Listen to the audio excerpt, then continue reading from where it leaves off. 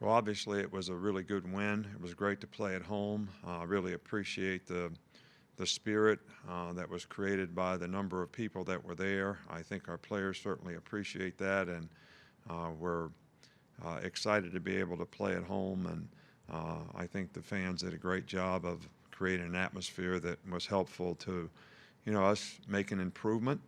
I think we made improvement in this game. I think we did some things better than we did in week one, which is very, very important. Um, we made a lot of explosive plays. I think we played with a little better effort, a little more consistency.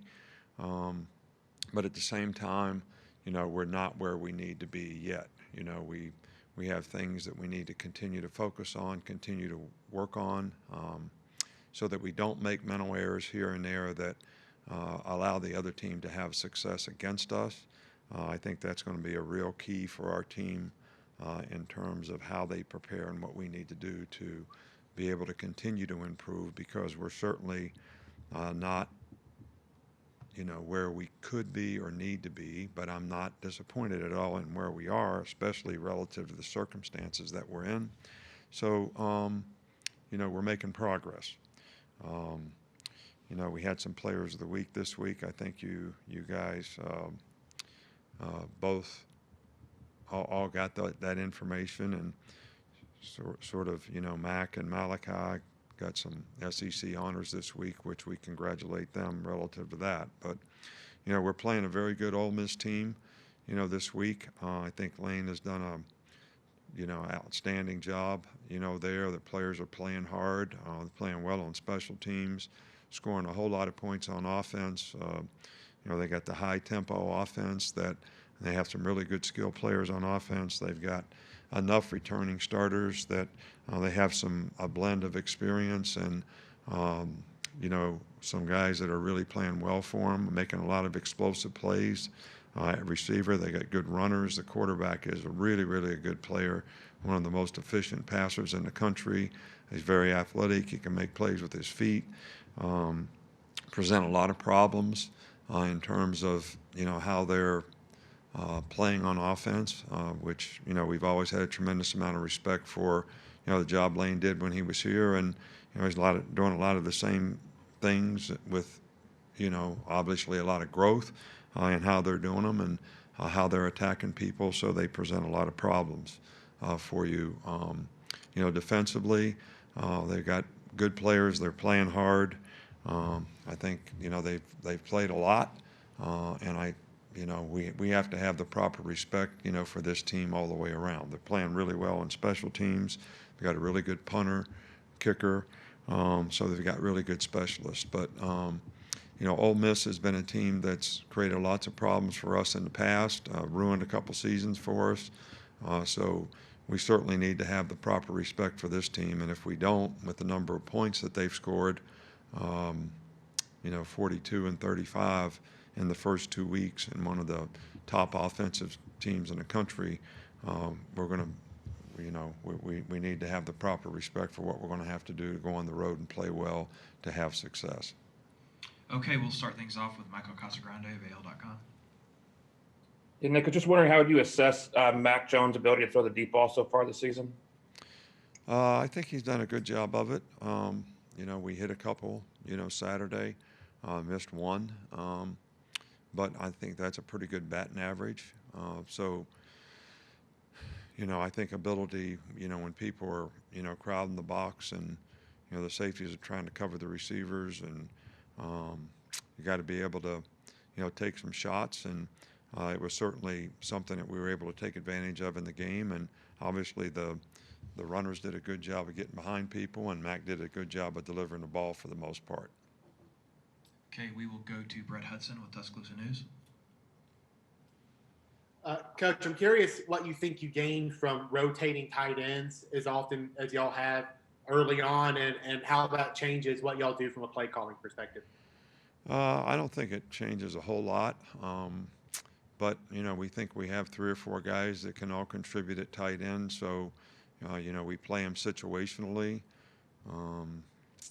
But I don't really always try to feature, what players can do best. So there's obviously a little bit of that going on. But rather than, tell everybody we play exactly what that is, I don't think I'd like to be in a position to do that right now. But we think all those guys have something that they can contribute, so we try to use their skill to help our offense in the best way they can. We'll go to John Zener with the AP. Yeah, Coach, you look at Ole Miss and they've obviously got a quarterback and a wide receiver in Elijah Moore who put up some big numbers, but kind of around the league, you've got 5 of the 6 top passers in the nation and 6 of the top 10 receivers. Is that kind of a sign of the times, or in your mind, are there just that many playmakers, among the wide receivers and tight ends in this league? Well, I think that there are a lot of playmakers in this league. I do think this is a really good year for quarterbacks. There's a lot of good quarterbacks in our league, and Matt certainly is one of them. I mean, he's played really, really well in the first 2 games, and he hurts people with his feet, extends plays, makes a lot of explosive plays, very accurate with the ball, does a great job of sort of executing their offense, with the RPOs and the reads that he makes. And I know that there's several other very good quarterbacks. We just played one, I think this last week, from Texas A&M. So even the 2 guys that played at Missouri were very effective players. So I think there's a lot of good quarterbacks in the league this year. And I think if you have a quarterback in college football, you're always going to have a chance to score points. And that's why I think a lot of points have been scored so far this year. We'll go to Charlie Potter with Bama Online. Hey, Coach, just want to ask you, after watching the film, how would you assess the play of your secondary on Saturday? We would like to cover a little bit better man-to-man, especially, we probably gave up 3 or 4 third down conversions of the tight end. I think other than the mental errors, led to several explosive plays where we didn't have somebody covered. It's not just the secondary. Sometimes it was the linebackers making mental errors as well. But, we need to get better. I think we played better in this game than we did the first game.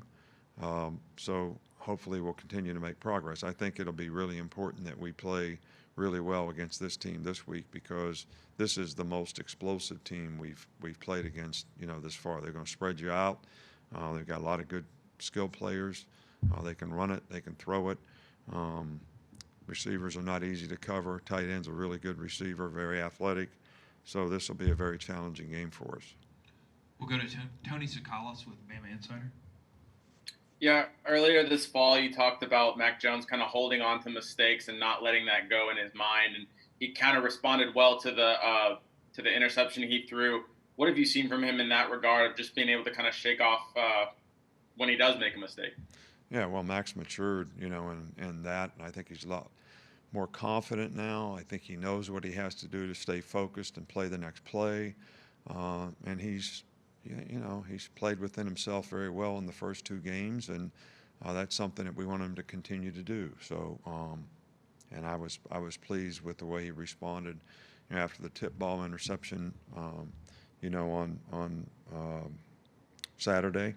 So, and I think the more you understand that when things don't go well, there's good opportunities to learn and grow, and I certainly think that Mac has done that as he's progressed in these last 3 or 4 games that he's played in.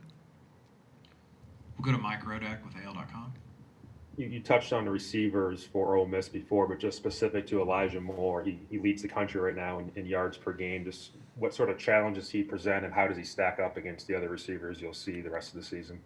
Well, I don't know about the rest of the receivers we're going to see. We're kind of trying to play these games 1 week at a time, so I'm not looking at receivers that we're going to play in November or even later in October. So, but he's a very good player. He's very quick, very explosive, very sudden, has a burst.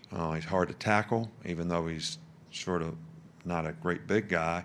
He's very well put together, and he's hard to cover. So, and it's going to be a matchup that we have to pay a lot of attention to in this game. We'll go to James Ogletree. Yeah, Coach. On Saturday, you mentioned that adjusting to motion was a primary source of some of those mental errors on defense. Can you just help us understand what is going through your players' minds when they see motion, and how does that affect their role on that play relative to the rest of the defense? Well, it shouldn't be a problem. I mean, all these things we practiced. I just think it's not a function of not knowing what to do. It's a function of when things change quickly, on the field, being able to apply that knowledge and adjustment to what you're seeing. And everybody's got to be on the same page, and everybody's got to have anticipation. And I think when you're a little inexperienced, sometimes you don't anticipate what's going to happen. Therefore, when it happens, you're not quite ready to react to it. So that's something that we're just going to have to do a better job of, continue to practice a lot. And because, if those things are an issue, you're going to see it a lot. And Ole Miss does it a lot, and we'll have to make a lot of adjustments in this game as well. And they'll be going fast, so you won't have a lot of time to think about it. Okay, we'll go to Cecil Hurt next. Coach, Christian Barber was able to get some playing time and to get some pressure on the passer on Saturday. How is his knee progressing and his return to the lineup progressing? He's good. He'll play more and more as we go. We didn't play him in the first game. He had a role in the second game, which he did a pretty good job. Never had any issues. Practiced well all last week. So if he continues to progress, his role will continue to increase. Okay, we'll finish up with Stephen Smith. Hey, Coach, he's had a couple of injuries in his career, but he was also one of the players of the week. Where have you seen Chris Allen improve the most since he's been here? Probably knowledge and experience. I think a lot of guys that we recruit to play outside linebacker didn't really stand up and play in high school. So they played with their hand in the dirt because they're bigger than everybody else in high school. So it's kind of a work in progress sometimes when you make them stand-up players. And Chris now is much more confident in what he's supposed to do, how he's supposed to do it. I think he's more confident seeing the game from a little different perspective when you're standing up as an outside linebacker relative to playing defensive end. So he's always played hard. He's very physical. He plays with toughness. He does have some pass rush ability. So to be able to apply those things, now in games with confidence, I think is probably the number one thing that's helped him play well. All right, Coach. Thank you. Thank you. We'll be back with players in a second.